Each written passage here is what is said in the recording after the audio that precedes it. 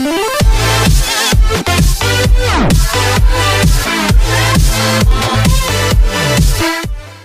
semuanya, selamat datang di channel YouTube ini.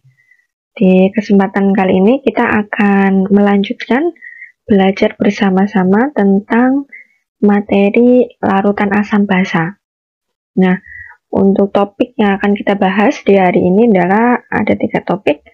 Yang pertama sifat asam basa air, kemudian ada tetapan ionisasi air, dan juga ada pH atau derajat keasaman. Oke, langsung saja ya, kita mulai dari sifat asam basa air. Oke, air disebut juga sebagai pelarut yang unik. Kenapa unik? Karena air ini dapat bersifat asam jika direaksikan dengan basa dan dapat bersifat sebagai basa jika direaksikan dengan asam. Gitu. Jadi air bisa bersifat sebagai asam sekaligus sebagai basa. Nah, sifat ini disebut juga sebagai sifat amfoter. Jadi senyawa amfoter itu adalah senyawa yang bisa bersifat sebagai asam sekaligus basa, gitu ya. Nah, air juga bisa mengalami reaksi ionisasi atau disebut auto ionization of water. Jadi ionisasi diri dari air. Begini reaksi ionisasinya. Jadi H2O menjadi H++ OH-. Kalau kita lihat struktur lebih lengkapnya seperti ini. Jadi H2O dalam H2O air itu ya akan menjadi H3O+ plus OH-. H3O+ ini sama aja H+ gitu ya. H+ itu bentuk simpelnya dari H3O+. Oke. Nah, ini reaksinya kalau dilihat dari pasangan asam basa konjugasinya. Nah, ini adalah reaksi kalau dilihat dari bentuk molekulnya ya. Ada air, H3O+ sama OH-. Oke, kita lanjut. Tetapan ionisasi air. Seperti yang kita tahu tadi, air bisa mengalami reaksi ionisasi diri ya. Jadi H+ plus OH-. Nah, kalau kita ingat di materi tetapan kesetimbangan ya. Tetapan kesetimbangan itu produk dibagi reaktan ya. Konsentrasi produk dibagi konsentrasi reaktan. Maka air juga punya tetapan kesetimbangan air atau disebut KW. Nah, KW dari reaksi ionisasi air itu didapatkan konsentrasi H+ kali konsentrasi OH- gitu ya. Kenapa konsentrasi H2O-nya nggak diikutkan? Karena kalau kita ingat lagi materi tetapan kesetimbangan, jadi yang mempengaruhi reaksi kesetimbangan atau tetapan kesetimbangan itu yang wujudnya aqueous dan gas. Oke, kalau wujudnya liquid dan solid itu tidak masuk ke dalam rumus tetapan kesetimbangan, gitu ya. Clear ya? Jadi tetapan kesetimbangan air diperhitungkan dari konsentrasi H+ kali konsentrasi OH-nya. Oke? Sampai sini paham? Nah, air murni pada suhu 25 derajat Celcius atau pada suhu kamar, konsentrasi H+-nya bernilai 10⁻⁷ dan konsentrasi OH-nya juga bernilai 10⁻⁷. Maka kalau kita masukkan ke dalam tetapan kesetimbangan airnya, maka didapatkan nilai KW tetapan kesetimbangan airnya sebesar 10⁻⁴. Oke? Lalu bagaimana kalau jumlah konsentrasi H+-nya dan OH-nya beda gitu ya.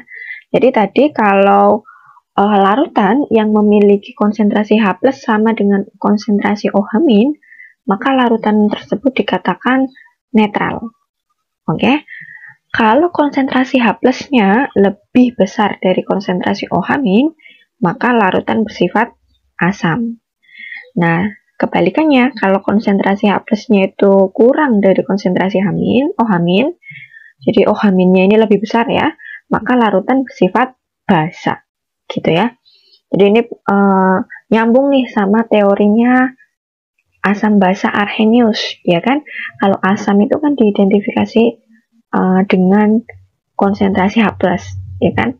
Jadi kalau konsentrasi H+-nya lebih banyak, otomatis dia lebih bersifat asam. Kalau konsentrasi OH-nya lebih banyak, maka dia lebih bersifat basa. Gitu ya. Oke. selanjutnya kita masuk ke pH atau derajat keasaman. Jadi pH ini merupakan derajat keasaman, ukuran yang menyatakan tingkat keasaman suatu zat. Nah, sebenarnya apa itu sih pH? Nah, pH ini digunakan untuk menyatakan konsentrasi H+ dalam larutan yang sangat kecil. Jadi kalau kita lihat tadi nilai Kw itu kan 10⁻⁴ ya. Jadi konsentrasi H+-nya itu nanti dia berkisar dari 1 hingga 10⁻⁴. Jadi kurang dari 1. Tuh, sampai 10⁻⁴. Gitu ya. Jadi nilainya itu sangat kecil. Bayangkan 10⁻⁴. Jadi 0,000000 gitu ya.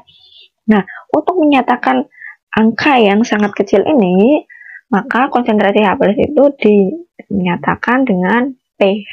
Jadi pH ini tadi ukuran untuk menyatakan konsentrasi H+ dalam larutan yang sangat kecil. Lalu pH ini didefinisikan sebagai minus logaritma dari konsentrasi H+. Ini ya.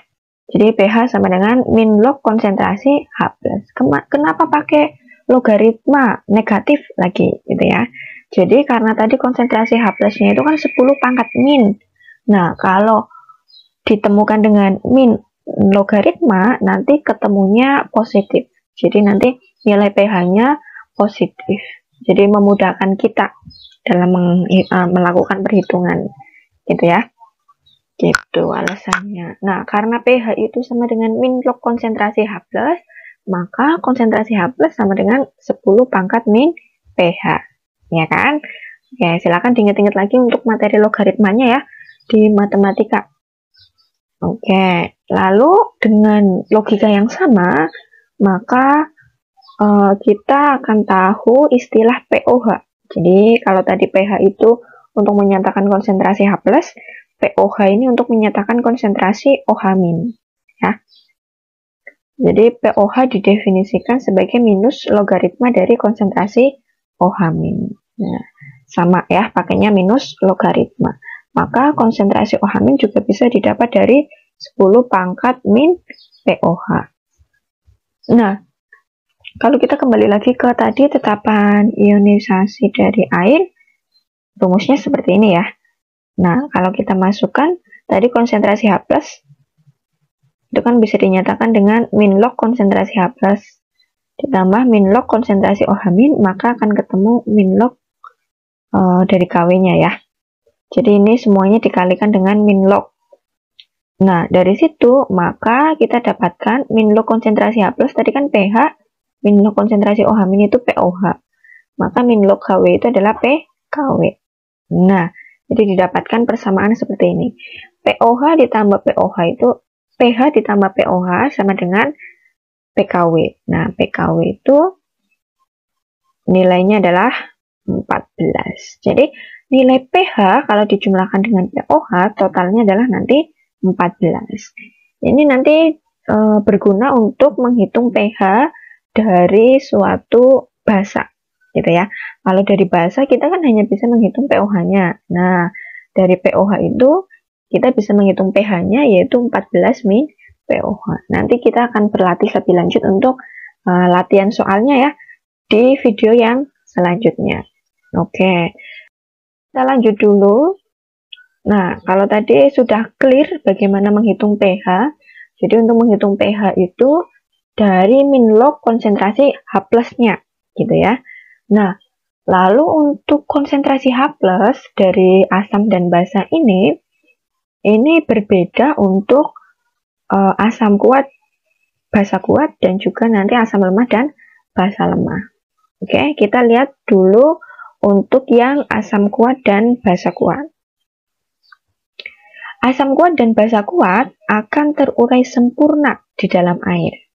Gitu ya.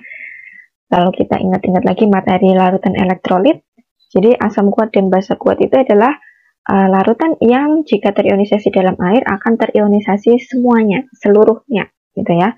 Jadi konsentrasi H+ dan OH- akan berbanding lurus dengan asam atau basa yang terlarut. Maksudnya bagaimana? Oke, kita contohkan. Misalkan ada asam kuat HCl. Reaksi ionisasinya seperti ini ya. HCl menjadi H++ plus OH-. Misalkan konsentrasi HCl-nya itu adalah 0,1 molar, maka H+ yang terionisasi jumlahnya juga 0,1 molar ya. Karena 0,1 molar HCl ini dia terionisasi semuanya. Jadi menghasilkan H+ yang 0,1 molar juga. Oke? Nah, sekarang bagaimana kalau ada H2SO4? Reaksi ionisasinya jadi 2H+ plus SO4 2-, gitu ya. Kalau H2SO4-nya 0,1 molar, maka konsentrasi H+-nya di sini jumlah H+-nya ada koefisiennya 2 ya. Nah, maka nanti konsentrasi H+-nya jadi 2 kalinya konsentrasi H2SO4 ya. Karena ada koefisien H+-nya di situ 2. Maka konsentrasi H+-nya konsentrasinya jadi 0,2 molar. Oke? Maka konsentrasi H+ di situ bergantung dengan konsentrasi asam yang pertama dan bergantung juga dengan jumlah H+-nya. Ya kan? Kalau H+-nya 1, ya otomatis sama dengan konsentrasi asamnya tadi, seperti contoh di HCl. Kalau jumlah H+-nya 2, maka 2 kalinya dari konsentrasi asamnya. Kalau 3, berarti 3 kalinya, gitu ya. Jadi konsentrasi H+ pada asam kuat bisa dicari dari konsentrasi asamnya dikalikan valensi asamnya atau jumlah H+-nya. Nah, kalau sudah ketemu H+-nya, baru kita cari lagi pH-nya dengan min log konsentrasi H+, gitu ya. Nah, tadi Ma itu adalah konsentrasi asamnya, A itu adalah valensi asam atau jumlah H+-nya, ada berapa H, gitu ya. Oke, begitu juga dengan yang basa kuat. Misalkan di sini ada basa kuat yang jumlah OH-nya 1. Kalau NaOH dia 0,1 molar, maka OH-nya juga 0,1 molar. Karena koefisiennya 1 ya. Terionisasi seluruhnya, jadi 0,1 molar. Nah, misalkan ada BaOH2. Di sini ionisasinya jadi Ba2+ plus 2OH-. Kalau BaOH2-nya 0,1 molar, maka konsentrasi OH-nya adalah 2 kalinya ya. Sama kayak tadi H2SO4. Jadi 0,2 molar. Jadi sama seperti H+ untuk mencari OH- pada basa kuat itu bergantung pada konsentrasi basanya dikalikan valensi basanya. Jadi OH- ini bisa dicari dari konsentrasi basa dikalikan valensi basanya atau jumlah OH-nya. Untuk mencari pOH juga sama min log konsentrasi OH-. Nah, tadi Mb-nya adalah konsentrasi basa, B-nya adalah valensi basa atau jumlah OH. Oke, kita lanjut untuk yang lemah ya. Kita mulai dulu dari yang asam lemah. Asam lemah kalau terionisasi dalam air dia akan terionisasi sebagian. Kalau tadi yang asam kuat dia terionisasi seluruhnya ya, atau terionisasi sempurna di dalam air. Nah, misalkan kita punya asam lemah Ha. Reaksi ionisasinya adalah Ha menjadi H+ plus amin. Bedanya di sini tanda panahnya bisa dilihat ya. Kalau yang lemah itu tanda panahnya ada 2 bolak-balik. Kalau yang kuat tadi tanda panahnya cuma 1 ke kanan. Oke, diperhatikan juga. Nah, misalkan kita punya asam lemah Ha, mula-mula konsentrasinya sebesar X. Nah, yang H+ sama yang amin mula-mula kan belum ada. Nah, setelah dia terionisasi, maka yang bereaksi atau yang terionisasi nanti asam lemah ini bergantung pada derajat ionisasinya. Jadi yang terionisasi sebesar X kalikan derajat ionisasinya ya. Masih ingat kalian apa itu derajat ionisasi? Derajat ionisasi adalah ukuran seberapa banyak zat itu yang terurai atau yang terionisasi gitu ya. Nah, jadi asam lemah yang terionisasi di situ konsentrasi dikalikan derajat ionisasinya, begitu juga yang H+ dan aminnya karena koefisiennya 1 semua ya. Nah, kemudian pada saat setimbang kita lihat sisanya asam lemah Ha ini tinggal X min XA, ya kan? Berarti konsentrasi awal dikurangi konsentrasi saat bereaksi, X min XA, kemudian yang H plusnya, sisanya adalah XA, A minnya adalah XA. Kalau kita masukkan ke dalam rumus tetapan kesetimbangan asamnya, ya. Jadi Ka-nya dari reaksi ionisasi asam lemah ini kan tadi produk dibagi reaktan ya. Berarti produknya adalah H plus sama amin dibagi dengan konsentrasi asamnya. Oke, kita masukkan pada saat setimbang. Berarti yang atas konsentrasi H plusnya kan sisanya X alfa, aminnya juga X alfa, konsentrasi asamnya X min X alfa. Ini yang digunakan pada saat setimbang ya. Namanya juga tetapan kesetimbangan, ya kan? Oke, terus kita operasikan, maka kita dapatkan X kuadrat alfa kuadrat per 1 min alfa X. Jadi X-nya dikeluarkan. Oke, nah setelah itu kita kalikan silang. Ka kali 1 min alfa X sama dengan X kuadrat alfa kuadrat. Nah, kita coret-coret X yang di ruas kiri sama X yang di ruas kanan ya. Karena ini bentuknya perkalian semua, jadi boleh dicoret-coret di kanan dan di kiri kalau ada yang sama. Nah, tersisa di ruas kanan X saja. Maka tinggal Ka kalikan 1 min alfa sama dengan X alfa kuadrat. Nah, nilai 1 min alfa itu sangat kecil. Kenapa? Alfa itu pada asam lemah atau basa lemah nilainya kan pasti kurang dari 1 dan sampai 0 ya. Jadi dia di antara 0 sampai 1. Jadi kalau 1 min alfa, 1 dikurangi alfa, nanti nilainya akan mendekati 1. Jadi kita anggap nilai 1 min alfa itu 1. Kalau begitu, maka tinggal Ka sama dengan X alfa kuadrat. Oke? Maka kalau kita pengen mencari alfanya, derajat ionisasinya, yaitu tinggal akar dari Ka per X atau konsentrasi awal asamnya. Gitu ya. Jadi derajat ionisasi pada asam lemah bisa dicari dari akar Ka per Ma. Oke? Nah, lalu bagaimana kalau kita pengen cari H plusnya? Ya kan, untuk menentukan pH-nya gitu pada asam lemah. Oke, kita kembali lagi ke tetapan kesetimbangan asamnya. Nah, konsentrasi asam H plusnya itu sama dengan konsentrasi amin, ya.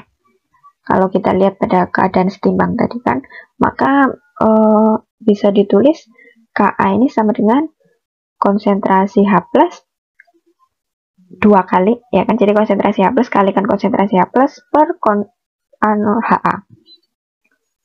Nah, maka dari situ kita dapatkan Ka sama dengan konsentrasi H plus pangkat 2 per ini konsentrasi asamnya ya. Nah, maka untuk mencari konsentrasi H plusnya itu adalah Ka kali Ma. Untuk menghilangkan kuadrat ini tinggal di akar yang sebelah kanan. Berarti konsentrasi H plus sama dengan akar Ka kali Ma. Oke? Nah, setelah didapatkan konsentrasi H+, maka mencari pH-nya untuk asam lemah ya sama, min log konsentrasi H+. Oke? Jadi pada asam lemah tadi ada pengaruh atau derajat ionisasinya yang bisa dicari dari akar Ka per Ma. Nah, kalau untuk mencari H+-nya yaitu akar Ka kalikan Ma. Hati-hati ya, jangan sampai tertukar. Tadi alfa ini derajat ionisasi, Ka ini tetapan ionisasi asam, Ma-nya adalah konsentrasi asam. Oke, kita lanjut ke yang basa lemah. Sama dengan logika pada asam lemah tadi ya. Basa lemah itu terionisasi sebagian dalam air. Kita bisa cari alfanya dari akar Kb per Mb. Nah, untuk mencari OH-nya bisa dicari dari akar Kb kalikan Mb. Dari sini kita bisa mencari pOH-nya yaitu min log konsentrasi OH-. Lalu pH-nya dari basa lemah bisa dicari dari 14 dikurangi pOH. Oke? Jadi keterangannya yang alfa itu adalah derajat ionisasi, Kb itu adalah tetapan ionisasi basanya, Mb-nya adalah konsentrasi basa. Oke? Sampai sini paham untuk cara menentukan pH ya dari asam dan basa. Kalau ada yang kurang paham atau ada yang perlu didiskusikan, ada yang perlu dikoreksi, boleh langsung tulis di kolom komentar ya. Nanti akan saya balas. Nah, untuk membantu kalian dalam mengidentifikasi asam basa, misalkan dalam soal saya kasih di sini ada beberapa daftar asam kuat, asam lemah, dan juga ada basa kuat dan basa lemah. Jadi diingat-ingat ya, karena biasanya di soal nggak diketahui zat itu asam lemah atau basa lemah gitu ya. Kalau dicantumkan rumus kimianya saja, kita harus bisa mengidentifikasi apakah itu kuat atau lemah gitu ya, baru kita bisa menentukan cara menghitung pH-nya. Oke, sampai sini saja untuk video pembahasan kali ini. Thanks for watching. Jangan lupa like, subscribe, comment, and share. Dan see you on the next video ya. Nanti di video selanjutnya akan membahas tentang latihan soal untuk menghitung pH asam basa ini. Oke, terima kasih. Wassalamualaikum warahmatullahi wabarakatuh.